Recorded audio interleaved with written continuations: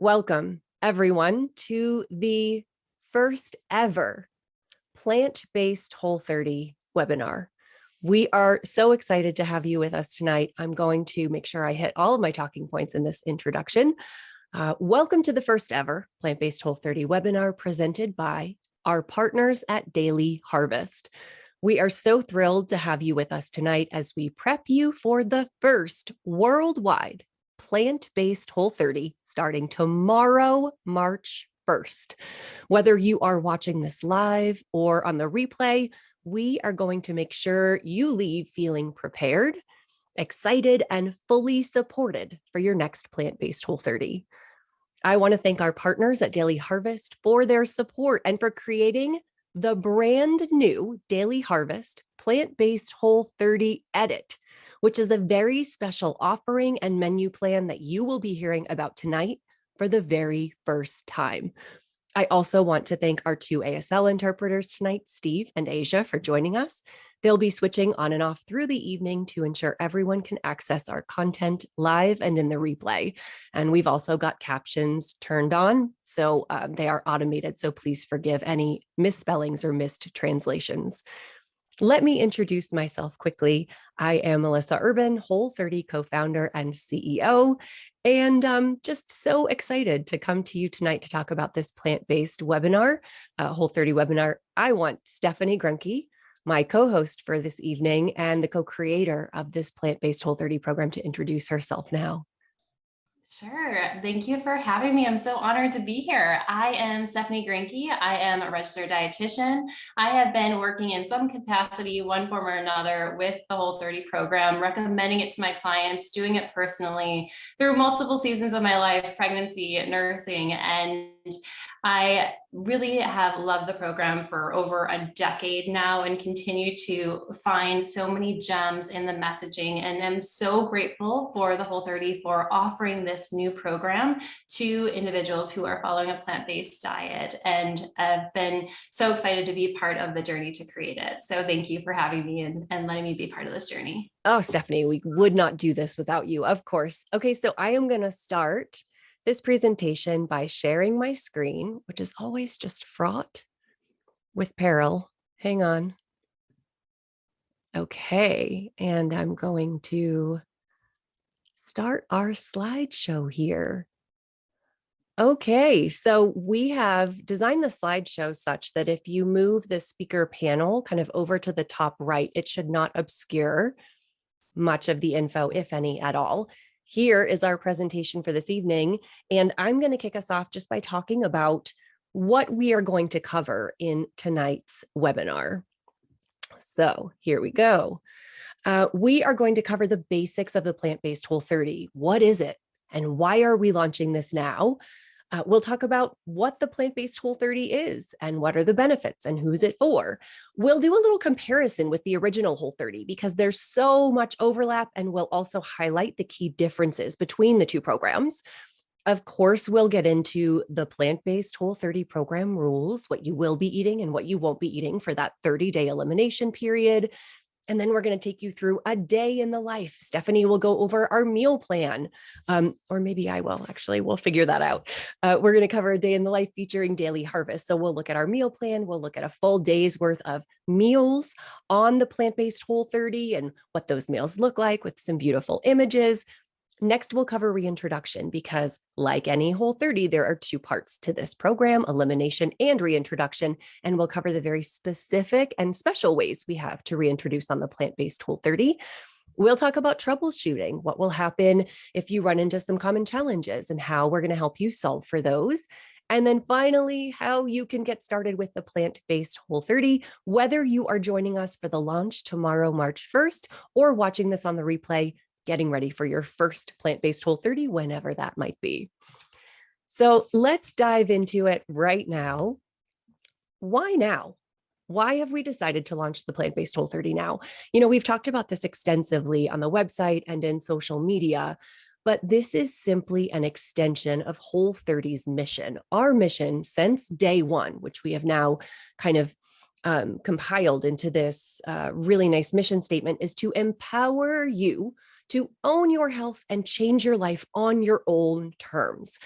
My mission has always been that I wanted everyone in the world who wanted to do a Whole30 be able to do that. And the original Whole30 made that possible if you were willing to consume animal products. And for a long time, the original Whole30 was like the default program. The Plant-Based Whole30 was designed simply for us to expand that mission into a new community or people within our community who felt like they were never truly a part of the Whole30 because they chose to do the program in an altered way to accommodate their dietary values. We do have a long history of supporting vegetarians and vegans in our community. Our first two books, It Starts with Food and the Whole30, had entire sections devoted to vegetarians and vegans. In Food Freedom Forever, I finally crafted a full vegan reset for you. So for people who didn't want to eat any animal products, here is a reset based on the framework of the Whole30. And that was the most support, really, and the most structure we had ever provided. In 2017, we consolidated all of those resources, including the link to the Food Freedom Forever vegan reset on our website. And in 2020, we thought, what else can we do? We knew we wanted to do more. We wanted to offer a comprehensive program that was as effective as the original Whole30, offered as many resources and as much support as the original Whole30, and really made vegetarians and vegans and people who chose not to eat animal products, even just for that 30-day period, feel represented and seen and welcomed in our community. And so we started planning in 2020. Part of this planning involved really looking at the community. I have often said, I've never had a good idea in my whole life. All of my good ideas have come from the community. And honestly, the Plant-Based Whole30 is no exception. We recognize the Whole30 HQ team and our coaches recognized an increased interest. I was hearing more questions about how to do the Whole30 as a vegan, or could you do the Whole30 without any animal products? We also conducted some community surveys in 2021, and just the results were absolutely staggering. We were completely blown away to discover that in this survey we conducted, 87% of you were not vegan or vegetarian, but you were interested in exploring a plant-based diet. And we thought that was fantastic and really helped us reaffirm that we were right on the nose with wanting to increase our offerings and our accessibility.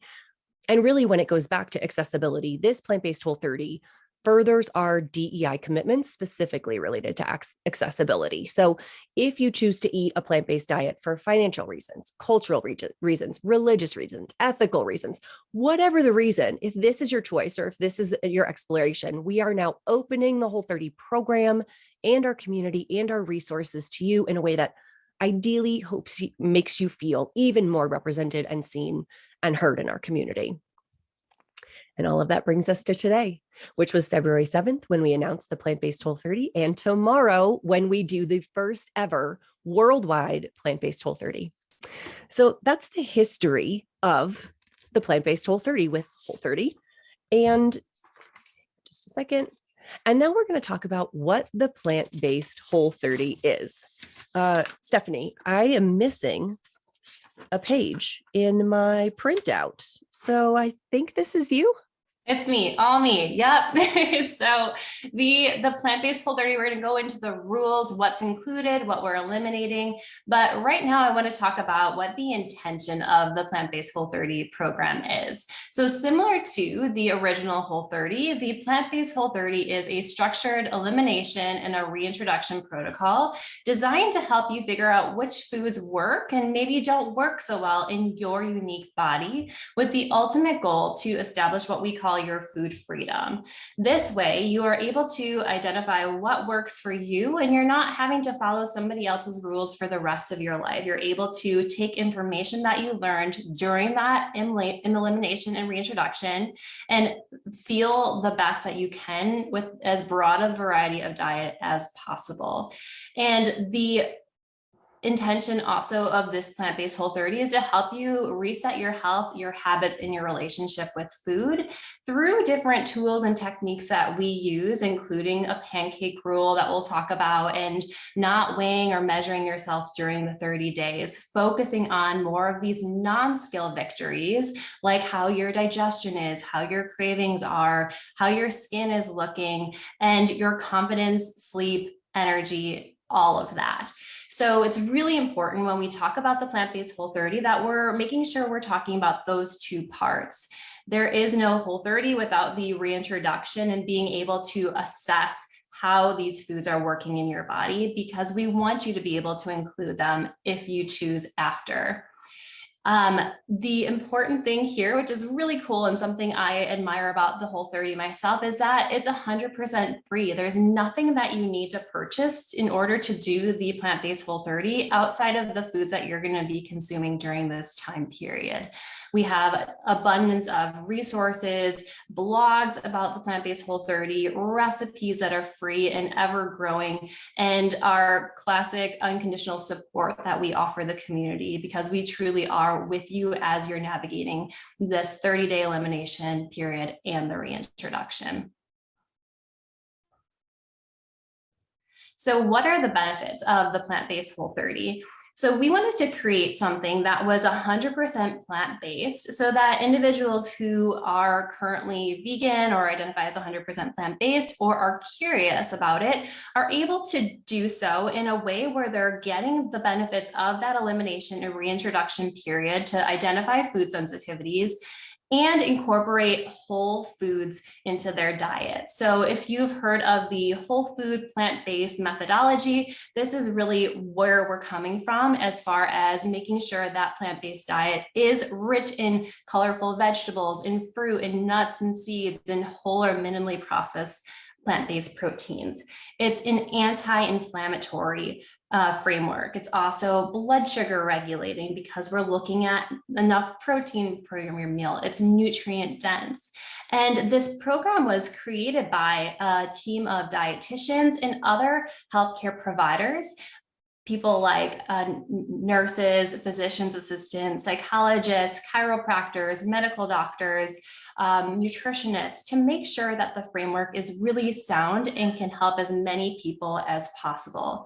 And for some people, a benefit of this program is it could be more budget friendly, as animal proteins can be expensive if you're including them at some of your meals or all of your meals. And for some people, there are ethical, religious, philosophical benefits that make it maybe a more appropriate choice for them than the original Whole30. So who is this for? You might be wondering, is this a program that I will thrive on, or could it be for me?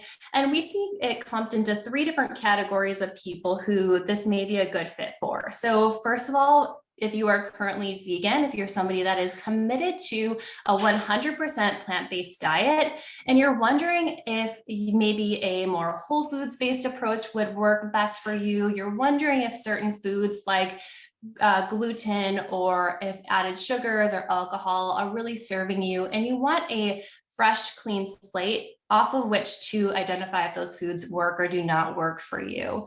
This is a great option if you're looking for a little bit more structure to guide you as you're fine-tuning your current vegan or 100% plant-based diet. It's also maybe a benefit for plant-based or plant-forward eaters. Maybe you're not quite 100%, but you're curious what it would look like to get there, and you would like a little bit more of the how-tos in order to structure that for yourself. Maybe you're looking at dialing in which plant-based protein sources or which animal-based protein sources work for you as you're navigating that reintroduction. And the third group would be omnivores. So maybe you are currently consuming animal protein at some or all of your meals, and you're curious how your body would do with a plant-based protocol, but you're not sure how you would even structure that. Or maybe we, like in our beta test, we had some people who did well on the original Whole30 program. And since they did that, they have become 100% plant-based. And now they want to take those same benefits and that great experience that they had and apply it to a plant-based framework. We aren't currently recommending this for people who are pregnant, nursing, or for children, because in those stages, you do have increased nutritional demands. And we want to make sure you're working with your healthcare provider in order to make sure that during those really important stages, you are getting what your body is needing.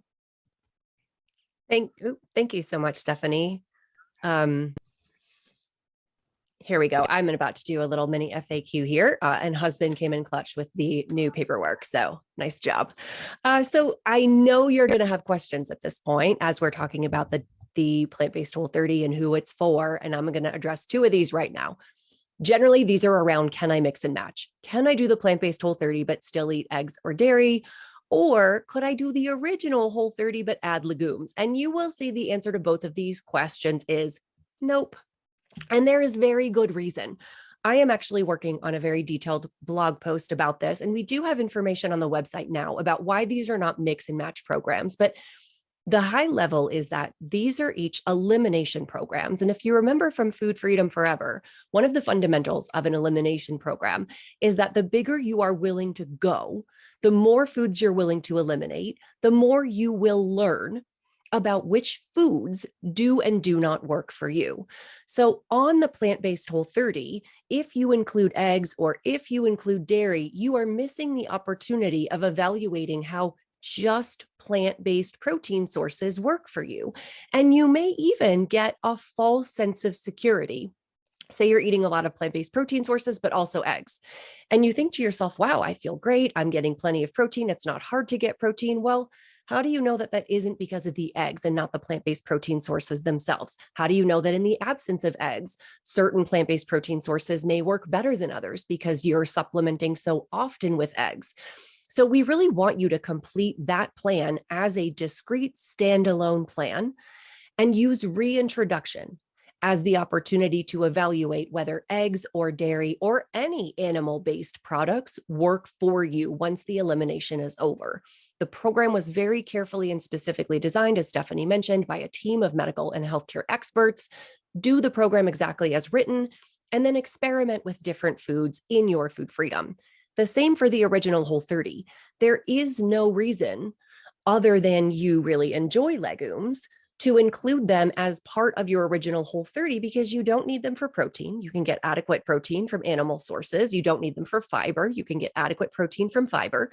And by eliminating them, you're then able to compare your experience with and without them in elimination and reintroduction and figure out how they work best for you. So we want each of you to complete each program as a discrete standalone program exactly as written for the learning experience, so that when you come to us and say, I'm doing the Plant-Based Whole30, but like I'm 2 weeks in and something isn't right, we don't then have to guess, well, what else are you eating aside from what's on the kind of Plant-Based Whole30, list? It would make supporting you that much more difficult as well. I will always say, no one's going to come to your house to make sure that you are doing the Whole30 exactly as written. But if you want to get the most benefit from the program, the most amount of support from the Whole30 community and our coaches and our resources, and really have the learning experience that we want you to have, I would like you to complete each program exactly as written. And the only exception would be if your healthcare provider or registered dietitian gave you some kind of like alternate recommendations. In that case, you always want to follow their recommendations. Now let's talk about quickly the similarities and the differences between the two programs, Plant-Based Whole30 and Original Whole30. So they are very similar in that the foundation of both programs is the same.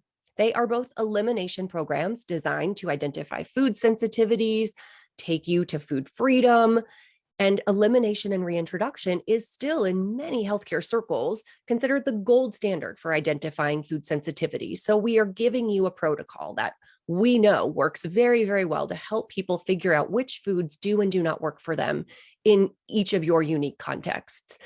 Both programs really focus on adequate protein intake, making sure you're getting enough protein to be satiating, to support your activity levels, muscles, energy, etc.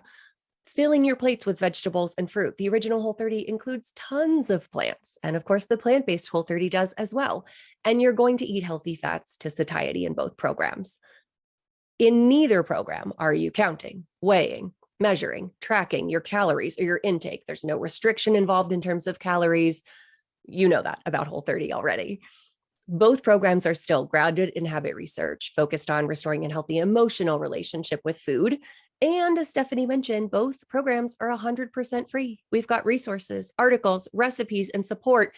And though the original Whole30 has 10 years of those things accumulated at this point, our team is working fast and furious to provide as many resources for the plant-based Whole30 as possible. And we have launched with an incredible number of resources to support you in your journey and continue and have plans to add even more as the program develops. So those are the similarities between the two programs. Now let's talk about where they're different, because there are obvious differences, which we'll get into more in the next section when we talk about the rules. On the plant-based Whole30, there will not be any animal proteins, which you're probably like, yeah, I assumed, but also no animal fats. So you're not going to be doing ghee or clarified butter. We're only using plant-based fats on the program. 100% of the foods you'll be consuming on the plant-based Whole30 elimination phase are plant-based, or what you might call vegan.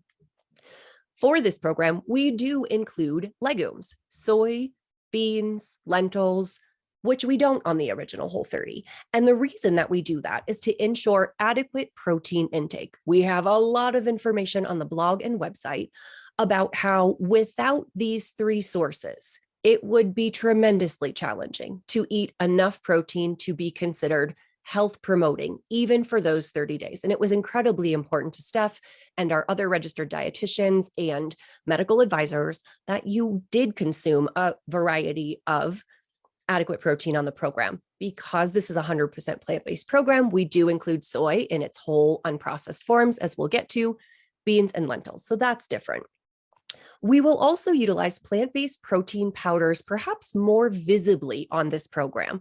While hemp protein, 100% pea protein were never off limits on the original Whole30, and we have several Whole30 approved brands as a way to supplement your protein intake.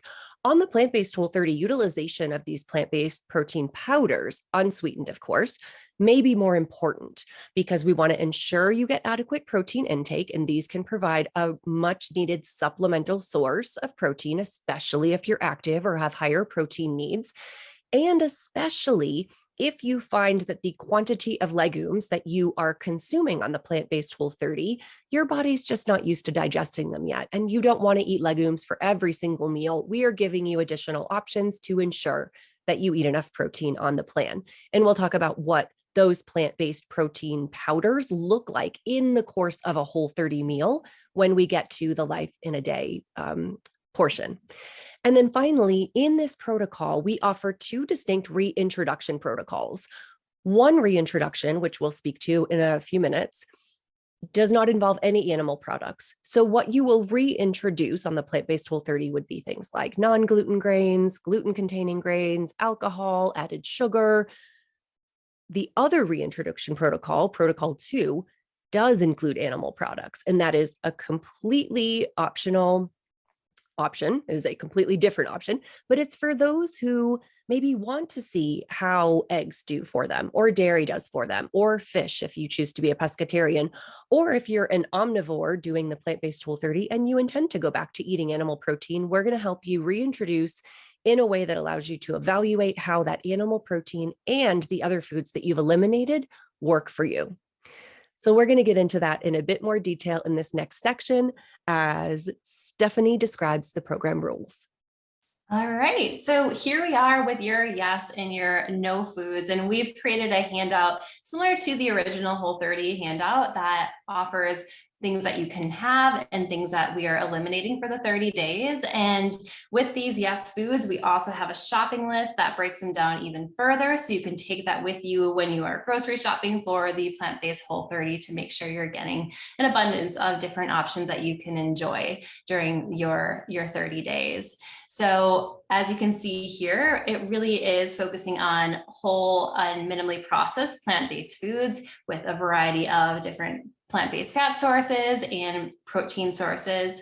One thing I will point out is that in the fine print, we do allow rice that is found in fermented soy. And so while in the no list, you'll see grains, including rice, in order to be able to include a healthy plant-based protein source like tempeh and include a variety of traditional plant-based foods that are nourishing and are suitable for the plant-based protocol, if you see rice at the end of the list in the tempeh that you purchase in the store, that is a-okay.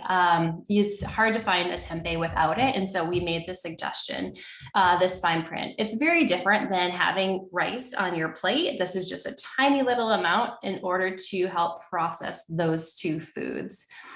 So in the next section, it will outline, next slide, it will outline a little bit more. So again, filling your plate with a variety of colorful vegetables, whatever is your favorite in the way that you like to cook them, adding fruit to your plate as desired at meals. You're going to be having each plate with a source of plant-based protein. Some of the options that we recommend during this plant-based Whole30 are your legumes, lentils, minimally processed soy, and those forms being tempeh, tofu, and edamame.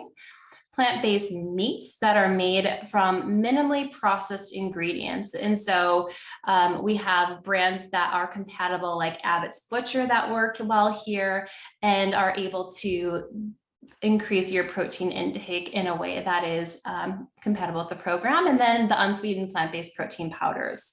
You're also going to be including healthy sources of fats, things like nuts and seeds, coconuts, olives, plant-based oils. So all of these, again, are options that fats are available on your original Whole30 are available to you on the plant-based Whole30. And then we're boosting our plate with more antioxidant power and variety with herbs, spices, seasonings, and the variety of compatible dressings and sauces that are out there that are made with avocado oil and extra virgin olive oil within the limits of the program.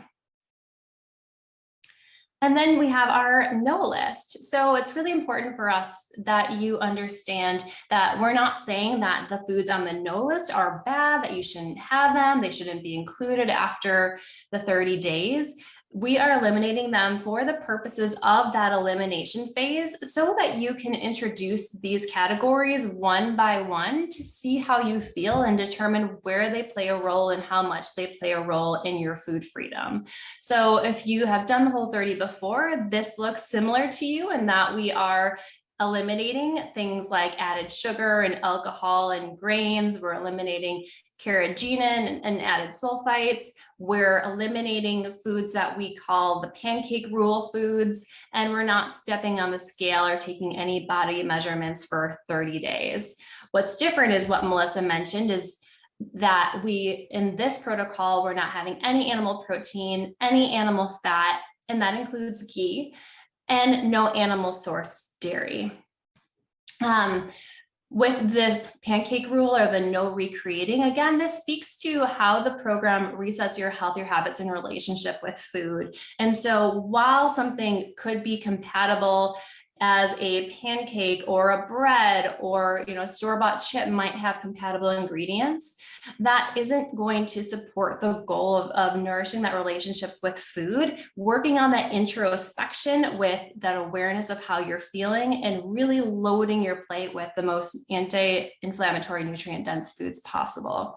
So in the next slide, it's outlining that in a little bit more detail. And now we have our meal template. So again, similar to the original Whole30 program, we don't want you weighing, tracking, calculating, pulling out your apps to figure out what you're consuming and if it's enough. The meal template helps you by having your hand be the guide as you're serving suggestions. So similar to protein, we've got the palm size for your tofu and your tempeh. That's going to be about that 4 to 6 ounces. And that will help you hit our minimum range of 15 grams per meal. Again, vegetables and fruit, you can load up as you wish with your vegetables, have fruit as you wish at certain meals. And Your fats, again, we want you to have that minimum target of at least 1 serving per meal. This is really important because on a plant-based protocol, you can feel satiated really easily through the increased fiber, the increased volume with all the vegetables, and through the protein sources that also have, some additional fiber. And so making sure your meals aren't really skinny on the fat is important. This could look like having a tofu scramble in the morning with a half or a full avocado. It could look like having a salad with your black beans, with an olive oil vinaigrette and some hemp seeds on it. So hopefully we move past that fear of fat, and now we're able to enjoy fat in abundance to make sure we're getting our minimums. And Steph, will you mention why there are 4 meals a day on this program as opposed to the original Whole30, which recommends 3 meals a day generally? Yeah, so we are recommending 4 meals a day to make sure that you're more easily able to hit that minimum 15 grams of protein throughout the day. And so a cup of beans or lentils is about 15 grams of protein. You may not want to consume more of that per serving. And so through being able to add that additional meal, you're able to spread out that protein in a way that can help support your digestion, make sure you're getting that the target that your body needs, and making sure that you're really getting enough energy throughout the day. It helps with blood sugar regulation, and it's what we found through looking at intakes, and the medical advisory team recommends in order to ensure nutrient sufficiency. Thank you so much. So if you do have a question, leave it in the question box instead of raising your hand. We won't be calling on folks live during the webinar, but I'm going to try to address as many questions as we can throughout the course. I'm going to pause here for a moment to address 2 questions that came up. First, is seitan an appropriate protein source on the plant-based Whole30? And the answer is no. While seitan is a dense source of protein, it is 100% made from gluten. That is the protein found in wheat. And since all gluten-containing grains and gluten-containing items are part of the elimination for this program, you won't find seitan used as a protein source here. Stephanie, someone else asked, I already know that I don't tolerate soy well. Could I do the plant-based Whole30 without any soy products? And I might even say that there are 1 or 2 folks who are saying, I know I don't do very well with beans. So could I do the plant-based Whole30 without one of those major protein sources? What would you say? Yeah, I would say, I guess it comes down to what your why for doing the program is, and if you are able to tolerate one or the other. So for example, the individual that can't tolerate soy, and you know that already, are you able to consume legumes and lentils? And if you are, then it might be a suitable option for you. The person that can't handle legumes or lentils, are you able to consume soy and plant-based protein powder? If you aren't, then it's going to make it really tricky. So are you able to at least tolerate maybe 2 of the plant-based protein sources that we have as available options? And then going back to the question, are you wanting to continue to have animal protein in your diet, or are you able to have like 2 different sources of animal protein? Because if you're able to have 2 different sources of animal protein and you're willing to go that route, the original Whole30 may be your best bet. It is going to be very challenging if you're cutting one of those 3 plant-based protein sources too. So I would definitely speak to a coach or speak to a dietitian and your provider to make sure you're going to be able to get enough if you're cutting one of those out. Thank you so much, Stephanie. A few more quick questions and then we'll move on. Chickpea pasta, any form of pasta, is still not going to be compatible with the plant-based Whole30. The pancake rule is actually identical between the plant-based Whole30 and the original Whole30. Exactly what we rule out is exactly the same. So it's, any pancake recreations, baked goods like muffins or crepes or tortillas, tortilla chips, store-bought chips, and any kind of pasta recreation. That is not the full list. You can find the full list on our website. And again, you're going to get a link to the replay. We've got resources where this is found on the website at the very bottom of these slides, so you can see this in more detail, but that would not be something that would be compatible with the program. And then let's see, and quinoa would also not be part of the program because that is a non-gluten grain. So we're going to rule that out for 30 days and you would reintroduce it. Someone wanted to know about Beyond Burgers. Those are not compatible with the program because the form of soy that they use in those Beyond Burgers is so highly processed that we eliminate it on the program. So you'll have to really read your labels for some of these plant-based meat options very carefully, as some of the more popular or well-known versions are not compatible with the program. So just like with the original Whole30, you are going to want to read your labels. All right, let's move on to the next section, which is a day in the life of the plant-based Whole30. So we've talked about eating 4 meals a day, and you can time those however you like. In my kind of own Whole30 experience, I usually do a breakfast, like a meal 1 in the morning, then I'll do a lunch at around the normal lunchtime, and then I do kind of a meal in between lunch and dinner, and then I'll do a later dinner, but you can time these however work for you.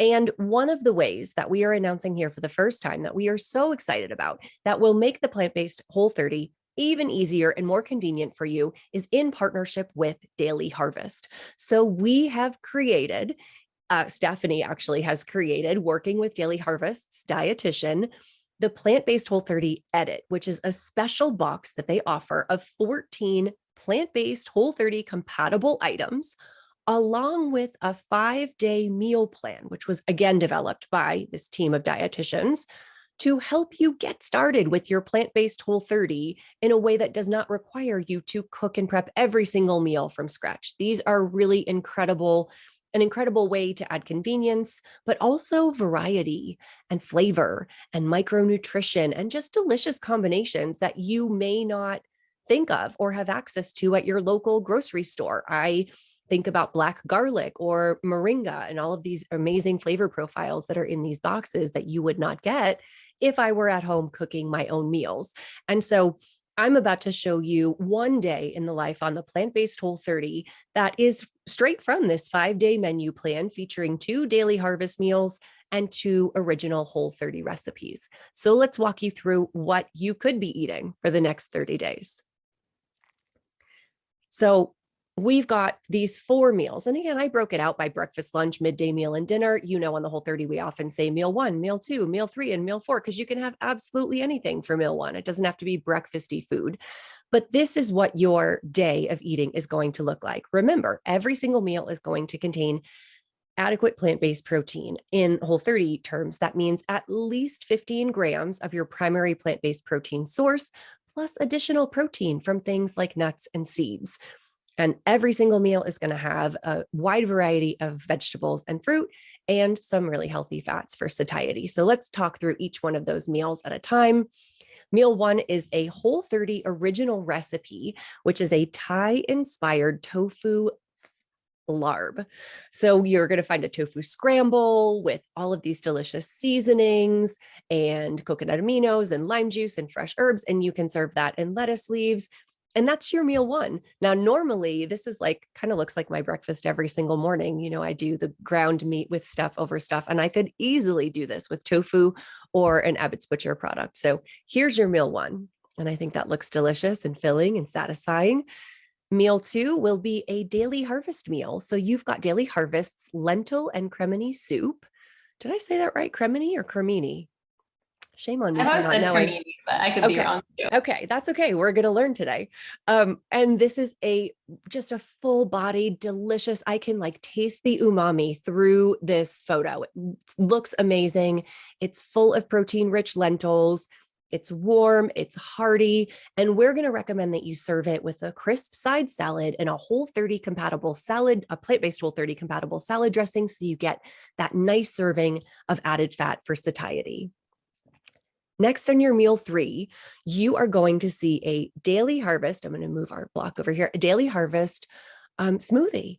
And again, this is where you will see a plant-based protein powder utilized perhaps more visibly on the plant-based Whole30.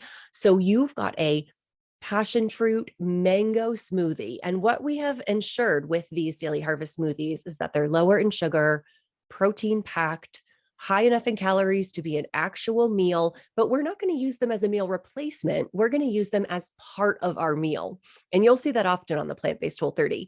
So you've got this delicious Daily Harvest smoothie that you would mix with your own choice of plant-based milk. And then you would add a serving of plant-based protein powder to ensure that this meal is now protein dense. And we're going to ask you to serve it with some mixed roasted vegetables or whatever side you choose, something with veggies. Maybe it's a kale salad. Maybe it's something with chickpeas, something on the side that turns this into more of a meal and less of just a shake. So we've got the Daily Harvest passion fruit and greens smoothie here. And then for meal 4, you've got another Whole30 original recipe. This looks just delicious. It's a white bean mushroom meatball with pesto butternut squash noodles. Someone in the comments already asked, can I use like a plant-based flour to, make a meatball or thicken a soup or a stew? And you absolutely can.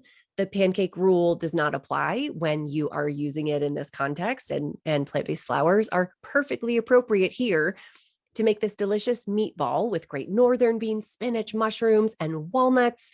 And you're going to serve it over butternut squash noodles and a fresh basil pesto. And this is a recipe that Whole30 has created just for the plant-based program. So those are your 4 meals a day.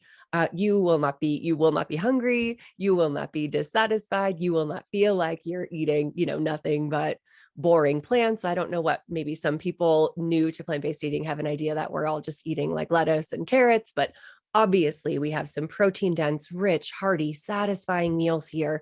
And the addition of Daily Harvest's whole plant-based Whole30 edit just makes the preparation of these meals and the addition of variety and flavor so much easier. And I'll tell you more about the Daily Harvest plant-based Whole30 edit towards the end. We're also going to give you a special discount code for everyone here in the webinar to try this in time for the first week of your plant-based Whole30.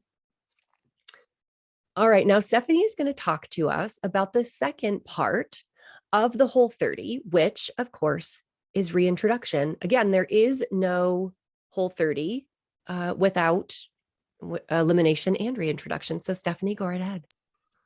All right, so we have completed our 30 days of elimination, really nourishing ourselves well, at this point feeling the tiger blood and all the non-scale victories. And now we are ready to see how the foods that we eliminated work for us so we can determine our food freedom.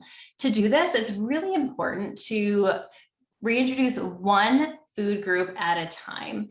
And there's 2 different protocols and we'll talk about, but the reason why it's important to introduce one at a time is because we need to give ourselves that specific period of time and time in between that next reintroduced group to see how it feels. If you start on day 31 and you have a pizza that has grains and cheese and maybe meat, if you're including that, and you feel not so good after, you're not going to know if it's from the grains or the cheese or whatever else was included.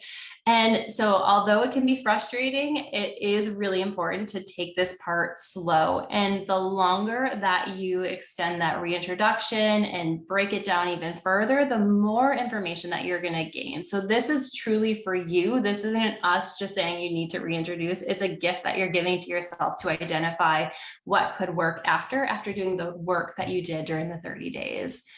It's important when you're reintroducing those foods that you eliminated to consume enough of that food group to really challenge that system. So let's say you are reintroducing gluten-containing grains.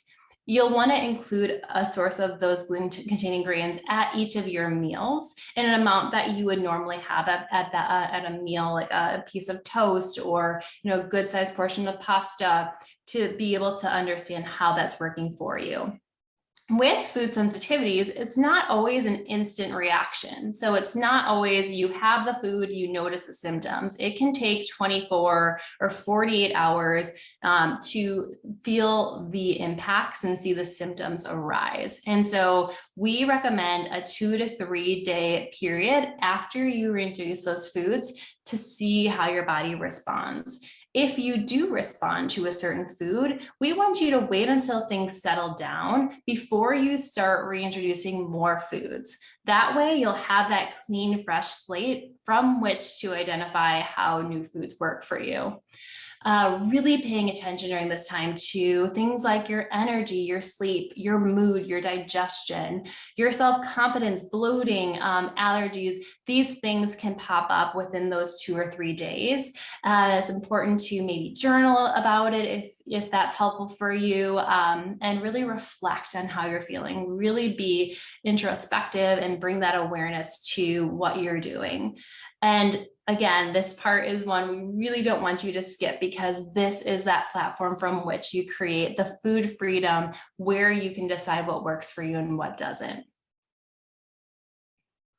So as Melissa mentioned, we do have 2 different schedules, and we did this because we don't have an agenda for you to eat animal protein if you don't want to. And we're not saying one is better than the other. We really want you to take this and make it your own based on what you want to include in that food freedom. So schedule 1 is one for individuals who are 100% plant-based that do not see themselves in consuming animal protein after the 30 days. So with this reintroduction, you're going to do the 30 days of elimination, and you have the option to reintroduce added sugar all by itself on day 31. So this could look like putting a little bit of sugar in your coffee. It could look like putting a little bit of honey on your sweet potato. It could be having a little bit of a sugary treat after dinner that's gluten and dairy free. You go back to the Plant-Based Whole30, see how you feel. Then you want to introduce gluten-free alcohol if it's something that you enjoy and it's important to you. You can absolutely skip this category. Wait and see how you feel. If your headaches pop up, if you notice poor sleep, if you just feel digestive symptoms, again, then you'll be able to determine whether that gluten-free alcohol works for you. And if it doesn't, how much would you want to include, if you want to include it at all. Then you're going to go back to the Plant-Based Whole30. Again, you're going to keep doing this with the categories that are 100% plant-based. So non-gluten grains, and then reintroduce gluten grains. Schedule 2 is our schedule that includes animal products. And this one, you can really choose your own adventure and figure out which animal proteins you want to include and go as long or as short with this reintroduction as it serves you. So again, you're going to see those 2 optional categories right away, the added sugar, the gluten-free alcohol, and then we get into the animal category. So if you are let's say you're 80% plant-based or you're a vegetarian and you only include eggs, maybe that's the animal protein that you test during reintroduction. Maybe you are wanting to break it down and see how specific animal proteins work for you. You have the option to do that too. Again, you can do a day of just chicken reintroduction, wait a couple days, then do beef reintroduction, wait a couple days. So that is available to you as well. Again, introducing non-gluten grains, animal source dairy after that. So this is where you could try cow's milk products or sheep's milk products, and then including the gluten grains all by themselves at the very end. Thank you, Steph. I said I was going to talk about that, and then I made you do it. So how about I talk about daily harvest as part of your reintro, and then we'll get into some troubleshooting. So Stephanie just explained the 2 basic reintroduction schedules. I do not expect anyone to have those memorized. I gave you websites at the bottom. You can find this reintroduction schedule right on our website, and we will make sure that all of you have access to these resources in the follow-up emails we send you afterward. But you can go in through the reintroduction schedules and look at them in detail at your leisure. We just wanted to cover exact kind of big picture what reintro looks like. As you work through the reintroduction schedule, what we have determined is that the easiest way to reintroduce a particular food or food group is to eat a normal plant-based Whole30 meal and just add one of those items to that meal. So rather than thinking about, well, can I create a whole new meal using gluten grains? It's like, no. Take one of the meals that you've already been eating and add either a side dish or a sub to test gluten in the context of a meal that you've been eating and works really well for you. And Daily Harvest is a wonderful way for you to do that, an easy way. You can see all of these different categories here where you can choose to add to your box a different Daily Harvest product. and continue to enjoy the same convenience and the same flavors and the same unique ingredients all throughout your introduction. Maybe it's the same Daily Harvest bowl that you've been eating throughout your plant-based Whole30, but if you want to reintroduce eggs, you just pop an egg on top. Maybe you use cow's milk instead of a plant-based milk in one of your smoothies. You can see all of these different options here where you can either add a side or choose a different Daily Harvest option specifically to reintroduce that one particular food group. So Daily Harvest is going to make your reintroduction that much easier to plan, and of course, that much easier to prepare. So just some suggestions there for you. And again, you'll have access to this in the replay, so you don't have to worry about writing it down. We'll have it ready for you for your day 30. Now, one of the things that I'm going to ask Steph to cover is some basic troubleshooting during the plant-based Whole30. We've got 3 categories that we're going to talk about here: protein, digestion, and supplementation. Stephanie, we've got about 10 minutes left, and I think we're doing pretty good. So I'll let you go through these right now. Yeah, absolutely. And we've covered a lot of the protein one already, so I won't take too long here. But again, the question is, how can I get enough, or will I get enough? And so we've created resources. We have a blog that goes over more than you probably ever want to know about plant-based protein and how to pair and the myths that are surrounding it. But if you're hitting at least 15 grams of plant-based protein, you're going to be hitting the RDA for protein. And again, focusing on those 3 main plant-based protein sources: the soy, the legumes, the lentils, the unsweetened plant-based protein powder, and the meat alternatives, that will get you there. Again, things like nuts and seeds can complement those sources, but they're not plant-based priority sources themselves. You want to make sure you're pairing them. All of the meals that we have in our 5-day meal plan for Daily Harvest, they meet these protein requirements, so that's taken care of for you. If you are an individual who has higher protein needs, maybe you are an athlete, you're very active, you find that you feel better on a plant-based diet, you probably want to think about including, for at least one of your meals, a serving of unsweetened plant-based protein powder as a way to get your protein intake up to reasonable levels without really being tough on your digestion. And we have a plant-based protein handout that can help you figure out, as you are navigating that first week, how much protein are in the most common foods on the plant-based Whole30. So lots of resources for you. Again, plant-based protein powders serve a role in helping get protein needs up. They're not to be used as a meal replacement. They're used to complement meals. And again, with the pancake rule, we're not making a chocolate cherry Black Forest cake smoothie and having that as our breakfast. We are having a plant-based smoothie along with a more savory meal and adding it to things like chia pudding to get that protein up. So here is a handout that I talked about that goes over the main plant-based protein sources and how you can get your 15 grams.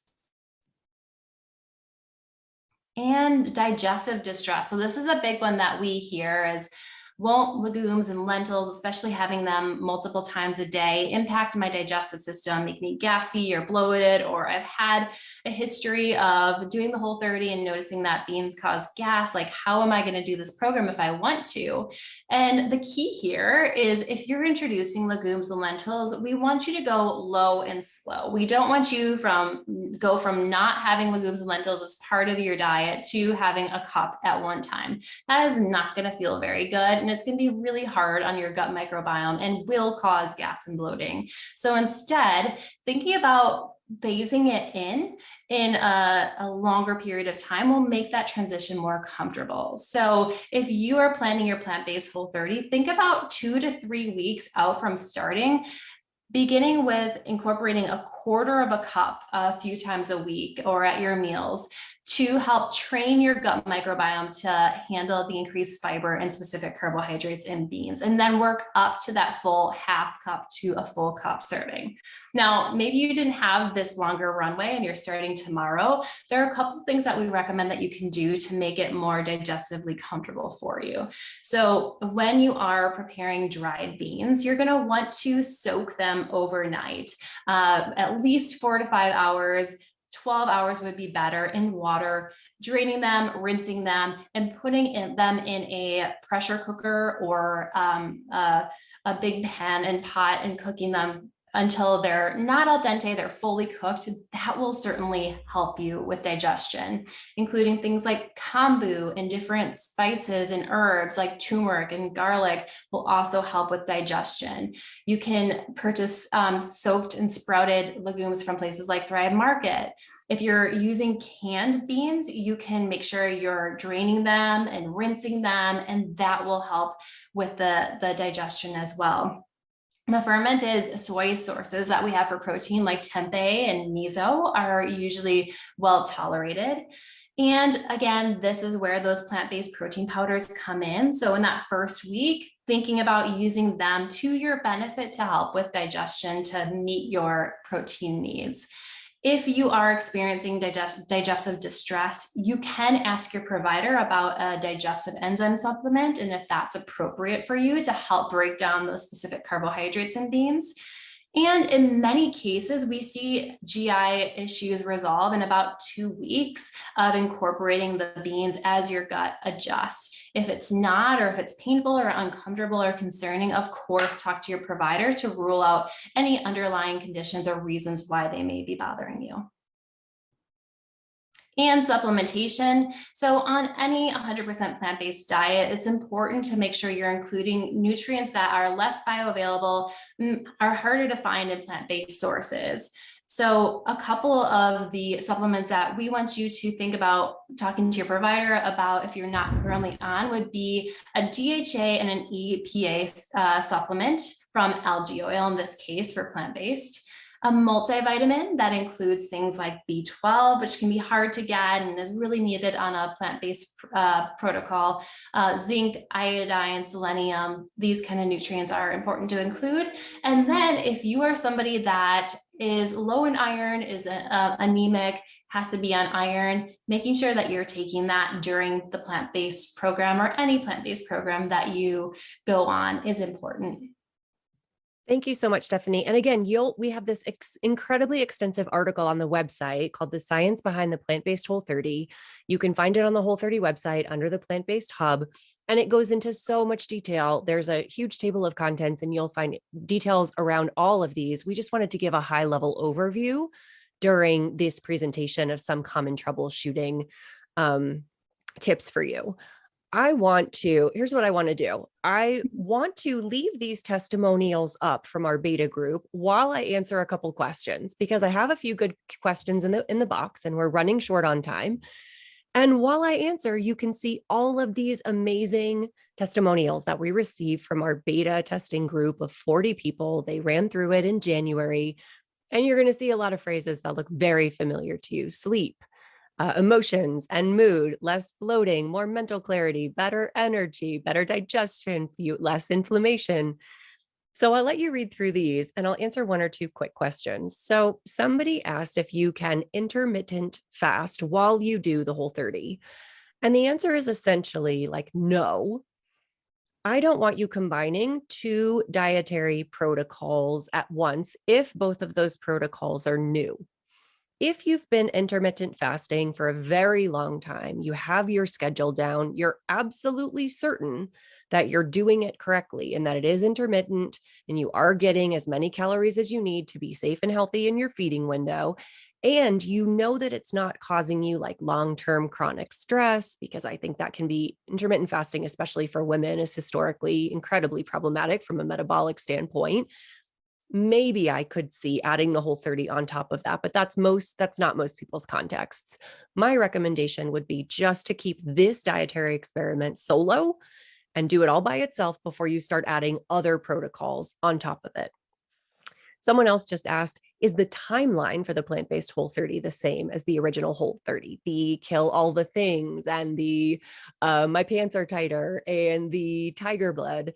And the answer to that is we don't entirely know yet. The timeline on the Whole30 was created after watching hundreds of thousands of people go through the program and observing the ebbs and flows that they collectively experienced. And we don't yet have that with the plant-based Whole30. We've had 40 people go through it, and we do have some ideas about how the timeline may be the same and how it may be different, but you will need to give us a bit more time and a few more group Whole30s with this protocol for us to be able to accurately reflect that back to you.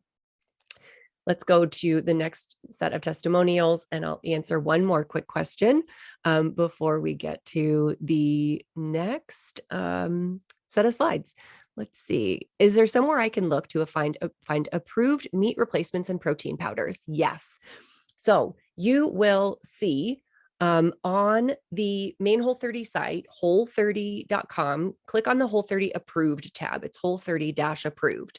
And what you're going to see is that there are 60, I think at least 60 Whole30 approved partners that make products that are also compatible with the plant-based Whole30. And you're going to see a cool little logo next to those brands that signifies that this brand has plant-based Whole30 approved, plant-based Whole30 products, compatible products.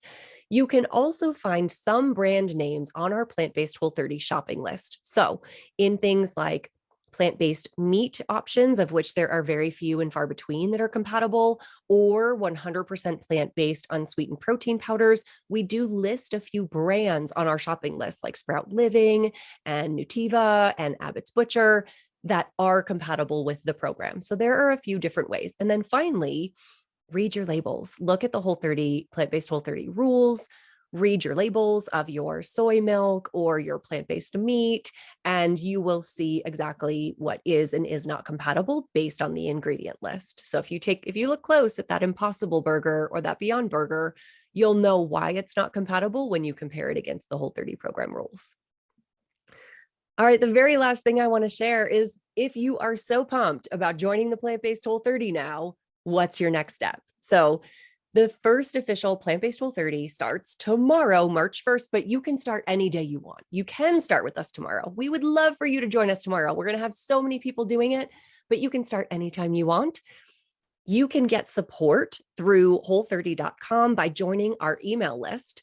You will get a complete plant-based Whole30 program. We've got this cool little kind of kit to send out to you and 3 exclusive recipes just for you to get you started. And the link is right there. You can either write this link down, you can take a photo of this screen, take a screenshot, or we will make sure to send this to you in the follow-up email we send you tomorrow with the replay. Now, the really important and fun piece: to get on the Daily Harvest Plant-Based Whole30 train, to purchase the edit that gives you those 14 incredible meals and our exclusive Daily Harvest 5-day menu plan, you want to use this link right here. It's case specific. There's a little dash in there. Definitely write this one down because you are going to get $30 off your order. And that is going to start your plant-based Whole30 off in a convenient and delicious way. Take a little stress out of it. Do a few fewer dishes. Trust me, it's going to be delicious. And then if you want personalized support, we have an incredible number of plant-based certified Whole30 coaches. So they're Whole30 certified coaches who are also certified in coaching people through the Plant-Based Whole30. Some of them were in the beta group with us. They've all taken our Plant-Based Whole30 certification exam, and they can help you coach you through the Plant-Based Whole30, and you can find a coach at this link right there. And with that, that's a wrap, I think. That is a wrap on the whole Plant-Based Whole30 webinar sponsored by Daily Harvest. You will get an email link to the replay of this. So if you missed any part of it, you want to go back to a slide, don't worry about it. We're going to send you an email with a whole bunch of resources and references within the next few days. We've got to get this downloaded and captioned, but we'll get it out to you as soon as we can. As well, you will be the first to hear more about this brand new offering in partnership with Daily Harvest. So we are going to help you figure out how to add ease and variety and nutrition and deliciousness and convenience to your plant-based Whole30 meals, thanks to Daily Harvest. And we just want to thank, first of all, I'll thank my co-host, Stephanie Greunke. Stephanie, thank you so much for being here tonight and for creating this wonderful program for our community. Thank you so much. I'm so excited to be here. And I saw that some people started today. So that's so exciting that you're already on your way to finding those non-scale victories and that tiger blood. So I love congratulations and good luck. Overachievers. Thank you so much also to our ASL interpreters. Thank you, Steve. Thank you, Asia, so much for being here with us tonight. And of course, thank you so much to Daily Harvest, our partners in the whole Plant-Based Whole30. featuring the Plant-Based Whole30 edit. We are so thrilled to be in partnership with you and so excited for what's to come. And to all of you who watched tonight and shared your questions and your enthusiasm in the chat, thank you so much for joining us. I am so excited to support you in your Plant-Based Whole30.